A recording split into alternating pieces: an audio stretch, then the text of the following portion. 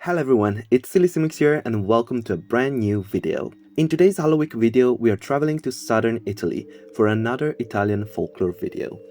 Today's subject will be the JANARA, also known as the Witches of Benevento. Benevento is a mid-sized city in the middle of the Campania region, just a few kilometers away from Naples. According to the legend, Benevento was founded by the Greek hero Diomedes, who after the destruction of the city of Troy arrived in Italy.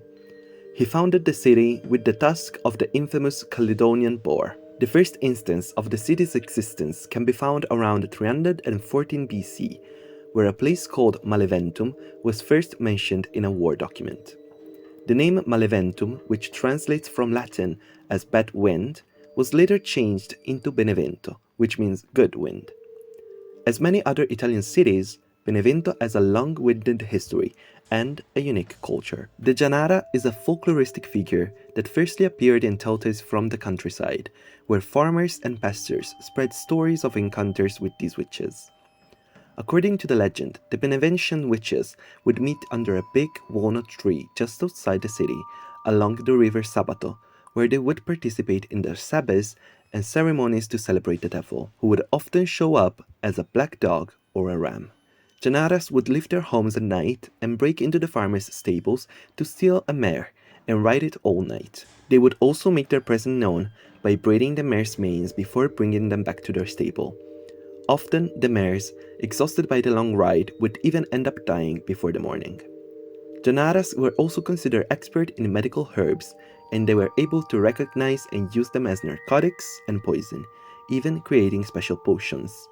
The most famous recipe was that of an ointment that allowed Janaras to become incorporate like the wind.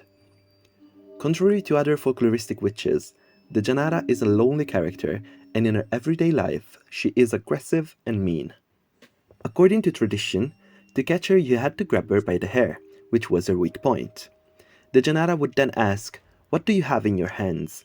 and you had to answer iron and steel, so that she could not free herself.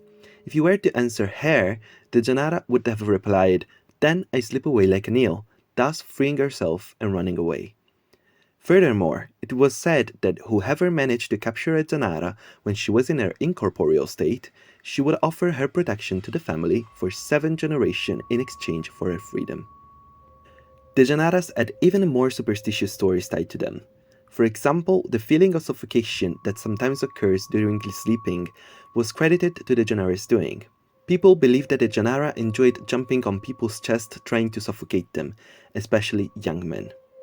It was also believed that children who had physical deformities had been passed through the tripod that was used to support the cauldron of the Janaras, cursing them forever. The name Janara could have 2 different origins. First, from the Roman goddess Diana, also known in Greece as Artemis, protector of the moon. Other sources believe that the word comes from the Latin janua, which means door. According to tradition, in fact, to stop Jaranas from stealing from their stables, farmers had to place a broom or a sack full of salt at the entrance of their stable. Jaranas wouldn't be able to resist the urge to count all the grains of salt or all the broom's fibers until dawn, where the light of the sun would finally make them run away. The history of Jaranas is tightly connected with the witch persecutions that happened in southern Italy and most of Europe in the 1400s. Even the famous theologian San Bernardino da Siena preached harshly against witches, with particular reference to those of Benevento. He described Jaranas as the only responsible for disasters and tragedies, even stating that they had to be exterminated. In 1486, a book was published called the Malleus Maleficarum, which taught how to recognize and interrogate witches through violent means, like physical torture. Throughout the 15th and 17th centuries, many women were wrongly accused and confessed to being witches under torture. They would describe the sabbaths and ceremonies they would have in Benevento, but also admitted to being able to fly and to drinking children's blood. The majority of these women were brutally murdered by stoning, being burned alive, or hanged. Only in the last few years of the 17th century, the population realized the harsh truth, and the Jaranas slowly turned just into an old tale. As of today, the witches of Benevento are a symbol of the city, and some still believe that the Jaranas are living amongst the population, getting by selling potions, magical items, and spells.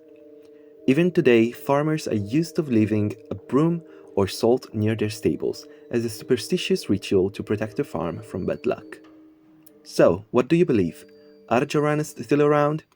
If you want to find out, just look for the walnut tree outside the city limits.